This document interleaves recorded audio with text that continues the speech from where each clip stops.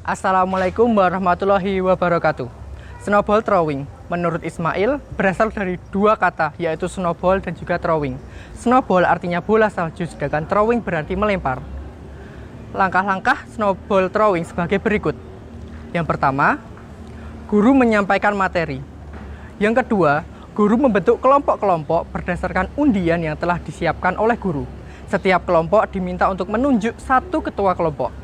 Yang ketiga, guru memanggil ketua kelompok untuk diberikan penjelasan dan modul materi pembelajaran serta memberi arahan kepada peserta didik lain selain ketua kelompok untuk mencari sumber referensi dari buku dan internet.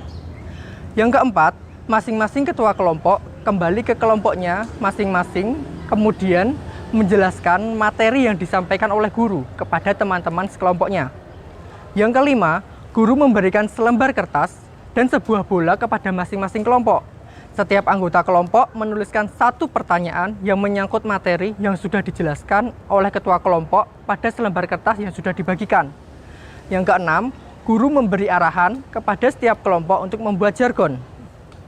Yang ketujuh, setiap peserta didik membuat satu pertanyaan yang dituliskan pada selembar kertas dan digulung lalu dimasukkan ke dalam bola. Yang kedelapan, guru memberi arahan aba-aba untuk melemparkan bola. Yang kesembilan, setiap kelompok mendapatkan bola dari kelompok lain. Setiap kelompok diberikan kesempatan untuk menjawab pertanyaan dengan berdiskusi. Yang ke-10, jika setiap kelompok sudah menjawab pertanyaan, masing-masing kelompok menunjuk perwakilan yang bertugas sebagai pembicara. Dan yang ke-11, guru memberikan arahan sistem presentasi. Setiap perwakilan kelompok yang telah ditunjuk sebagai pembicara akan maju ke depan kelas untuk mempresentasikan hasil jawaban. Urutan kelompok maju dipilih secara acak oleh guru. Wassalamualaikum warahmatullahi wabarakatuh.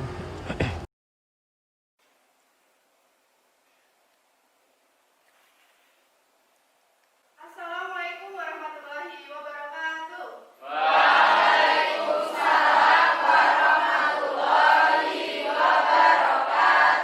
Supaya pembelajaran kita hari ini berjalan dengan lancar, selanjutnya ketua kelas mohon memimpin doa.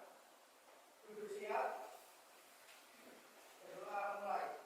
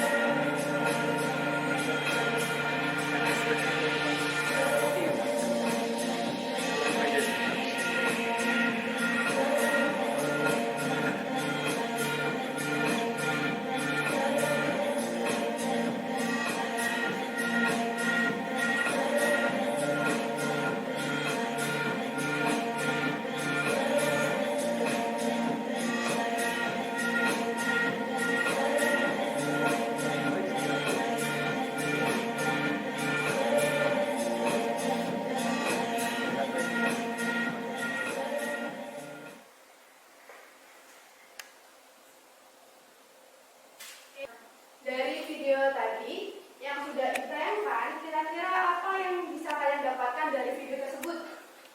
Produksi dan konsumsi, Bu. Betul sekali. Ada lagi yang lain? Kegiatan ekonomi, Bu. Ya, betul sekali. Lebih tepatnya, dalam kegiatan tadi itu terdapat beberapa pelaku atau kegiatan dari ekonomi. Yang pertama, ada kegiatan konsumsi, ada juga kegiatan produksi, ada juga tadi dijelaskan kegiatan ekspor impor. Nah, tadi contohnya kegiatan ekspor itu terdapat kelapa sawit yang merupakan komoditas sumber daya alam utama yang menjadikan Indonesia mampu mengekspor hasil dari sumber daya alamnya, yaitu kelapa sawit. Bisa dipahami? Baiklah. Agar kalian lebih memahami lagi pembelajaran kita hari ini, yaitu terkait keunggulan dan keterbatasan serta peran pelaku ekonomi, Ibu akan meminta untuk salah satu dari kalian membacakan tujuan pembelajaran kita hari ini. Kira-kira siapa yang mau membacakan? Saya, Bu. Ya, silakan. Tujuan pembelajaran pada hari ini yang pertama, menjelaskan keunggulan dan keterbatasan antar ruang dalam permintaan, penawaran, dan teknologi. Yang kedua, menjelaskan pengertian pelaku ekonomi. Yang ketiga, mendeskripsikan peran pelaku ekonomi. Yang keempat, mengidentifikasi peran pelaku ekonomi. Dan yang kelima, melaksanakan diskusi dan presentasi tentang keunggulan dan keterbatasan antar ruang serta peran pelaku ekonomi dalam suatu perekonomian. Baiklah, terima kasih Mas Rizal sudah membacakan tujuan pembelajaran kita hari ini. Nah, terkait dari tujuan pembelajaran kita hari ini, yaitu kita akan membahas mengenai hubungan keunggulan keterbatasan antar ruang dengan peran pelaku ekonomi. Nah, nanti kita akan menggunakan metode pembelajaran snowball drawing. Selanjutnya, Ibu akan menjelaskan terlebih dahulu materi singkat terkait pembelajaran kita hari ini. Di sini Ibu sudah membagi menjadi 3 poin utama. Yang pertama yaitu ada kebutuhan, yang kedua ada faktor ruang, dan yang ketiga ada peran pelaku ekonomi. Nah, ketiga poin ini saling terkait satu sama lainnya. Nah, kita sebagai manusia atau sebagai individu ini memiliki kebutuhan yang beraneka ragam. Oleh karena itu, kebutuhan kita ini yang beraneka ragam ini juga dibatasi oleh adanya keterbatasan faktor ruang. Nah, faktor ruang ini yaitu faktor apa saja, terutama faktor sumber daya alam, baik itu keunggulan sumber daya alam maupun keterbatasan sumber daya alam di suatu daerah tertentu untuk memenuhi kebutuhan manusia. Nah, supaya kebutuhan manusia yang beraneka ragam itu bisa untuk dipenuhi, maka diperlukan peran penting dari peran pelaku ekonomi. Nah, contohnya kegiatan konsumsi, kegiatan produksi, ekspor impor, dan juga peran dari pemerintah selaku yang membuat untuk kebijakan-kebijakan pelaku ekonomi tersebut.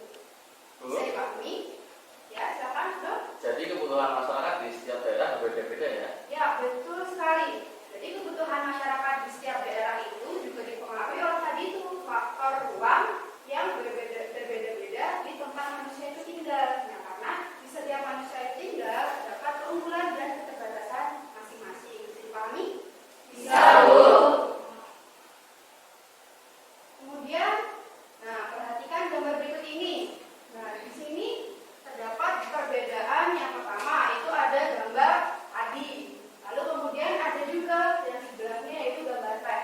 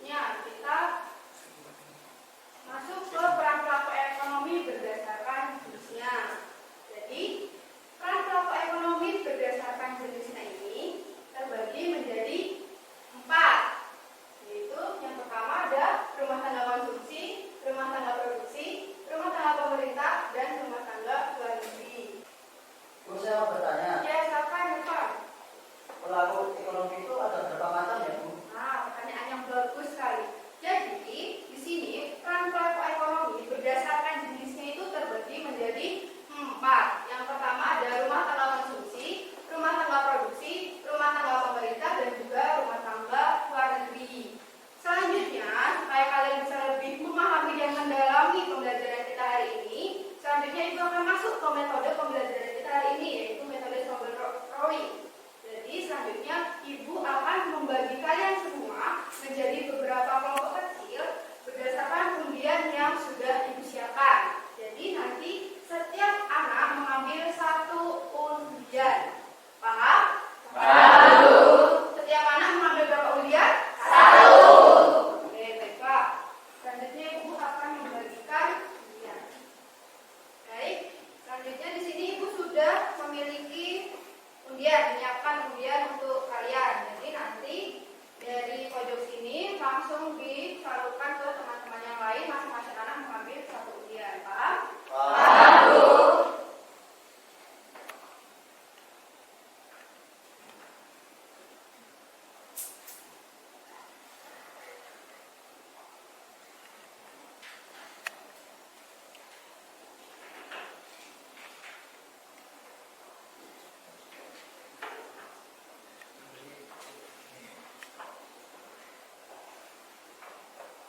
Oke, baiklah. Apakah semua sudah mendapatkan undian? Sudah. Selanjutnya boleh buka undiannya.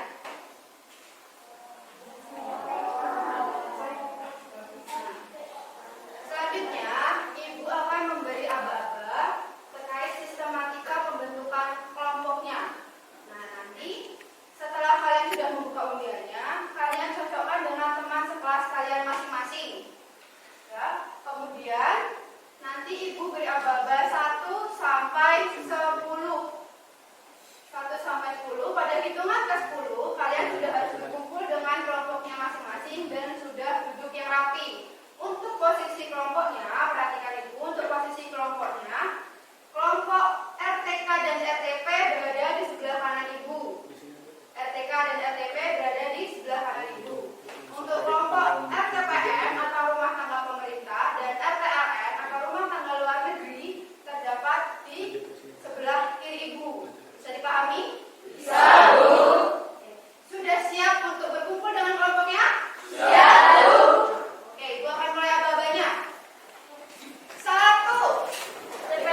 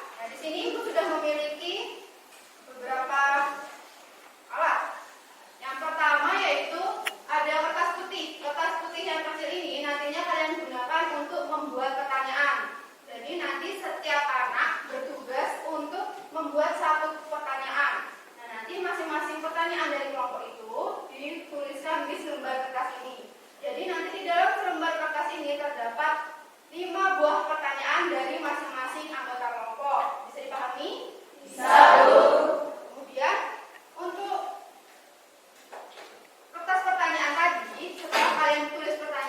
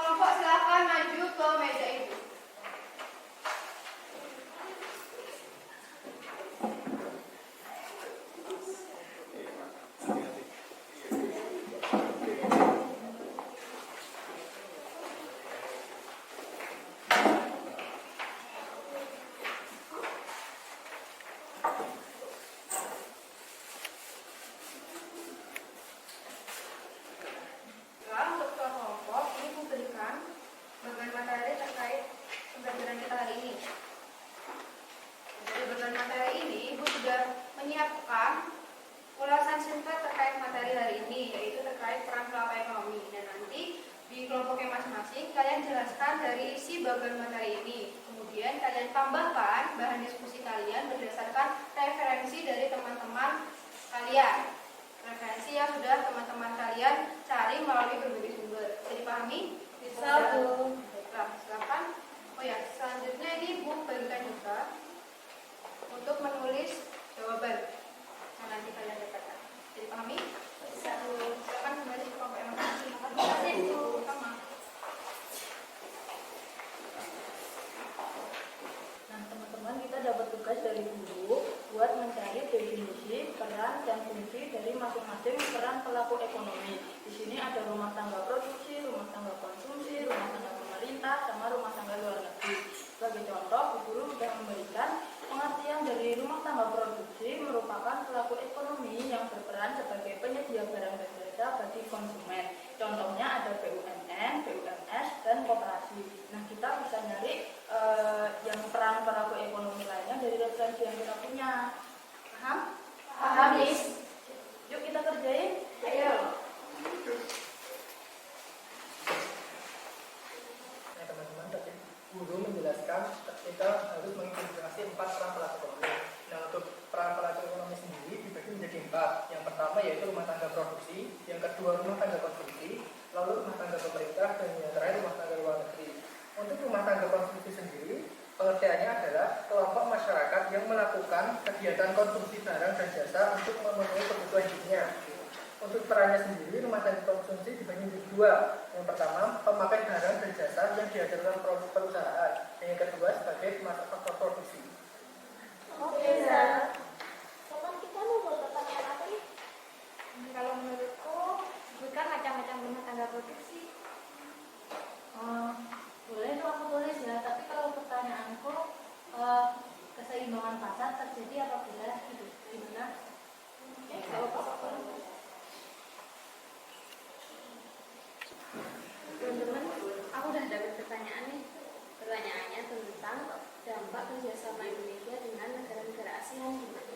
Wah, bagus itu. Aku juga punya pertanyaan. Pertanyaannya tuh, apa sih peran pemerintah di kegiatan ekonomi? Aku punya pertanyaan sini aku tulis.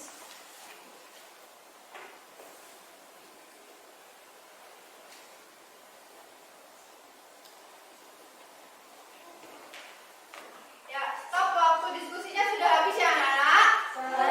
Semua sudah menyiapkan pertanyaan kelompoknya masing-masing? Bola-bola pertanyaannya sudah siap? Oke, baiklah. Selanjutnya ikuti instruksi dari Ibu. Jadi nanti Ibu akan berhitung 1 sampai 3. Di setiap hitungannya, nanti setiap kelompok melemparkan bola pertanyaannya ke arah jarum jam. Searah jarum jam. Oke, jadi membentuk searah jarum jam ke kelompok lainnya. Jadi nanti setiap kelompok menerima bola pertanyaan yang berbeda dari kelompok lain. Bisa dipahami? Bisa. Baiklah, semua sudah siap ya? Siap. Baik, ikuti instruksi dari Bu. 1, 2, 3. Oke, baiklah. Semua sudah mendapatkan bola pertanyaan? Sudah. Baiklah, silakan. Sekarang Ibu beri waktu 15 menit untuk kalian diskusikan, menjawab pertanyaan yang sudah kalian dapatkan. Selamat berdiskusi, anak-anak. Baik. Oke, teman-teman. Kita dapat pertanyaan. Nomor 1 pertanyaannya, apa saja dampak positif terjadinya kegiatan ekspor dan impor? Ada yang tahu jawabannya?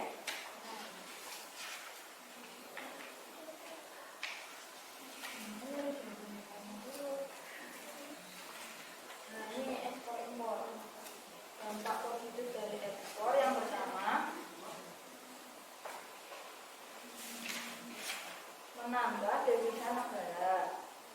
Yang kedua, memperluas lapangan pekerjaan. Terus ada dampak impor. Dampak positif dari impor itu meningkatkan kesejahteraan konsumen. Terus yang lainnya Kenapa ada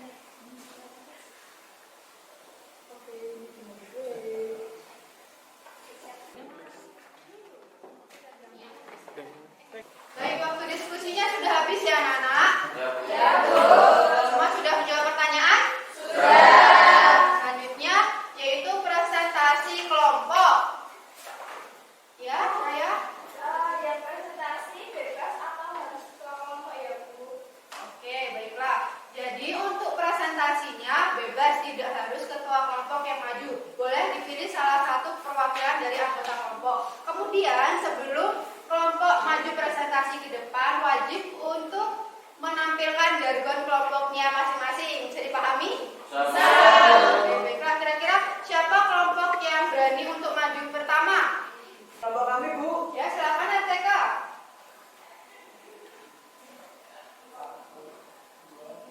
RTK Kurangi budaya konsumtif. Silakan RTK maju ke depan untuk presentasi.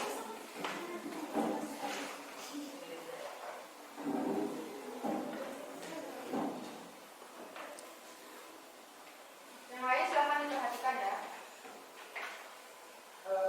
Saya perwakilan dari kelompok RTK dan ini hasil dari pekerjaan kelompok kami. Untuk yang pertanyaan pertama, apa yang dimaksud dengan rumah tangga konsumsi? Menurut kelompok kami, kegiatan memanfaatkan dan menghabiskan nilai guna barang untuk memenuhi kebutuhan sehari-hari. Kemudian, sebutkan peran koperasi sebagai pelaku ekonomi.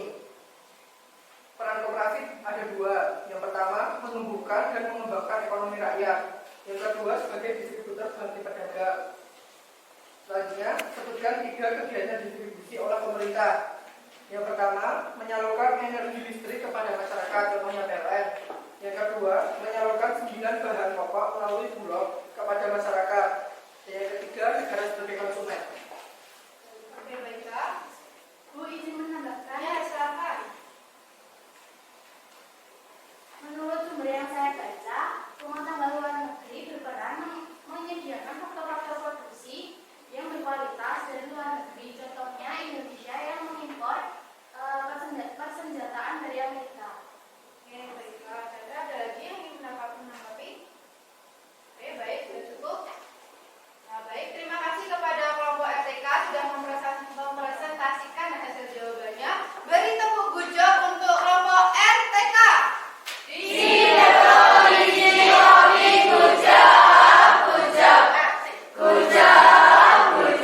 Oke, bertepuk tangan sekali lagi. Terima kasih. Selanjutnya, Ibu akan pilih kelompok selanjutnya. Silakan kelompok RTPM untuk maju ke depan. Iya, silakan. Tampilkan jargonnya terlebih dahulu. 2, 3, pemerintah perbanyak ekspor, kurangi impor.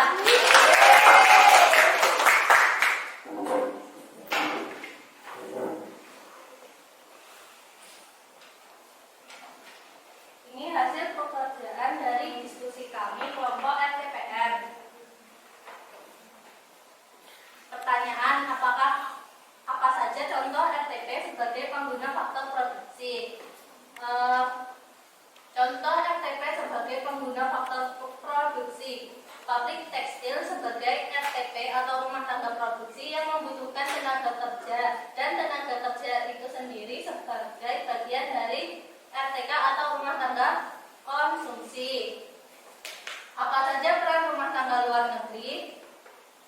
Peran rumah tangga luar negeri sebagai konsumen, sebagai produsen, sebagai investor, dan sebagai penyedia tenaga ahli. Terakhir, jelaskan maksud dari rumah tangga konsumsi sebagai produsen. Rumah tangga yang dapat menghasilkan barang atau jasa untuk memenuhi kebutuhan konsumen, misal tanah, tenaga kerja, modal, dan keahlian untuk dimanfaatkan. Hasil yang diperoleh oleh rumah tangga konsumsi sebagai produsen yakni upah atau gaji.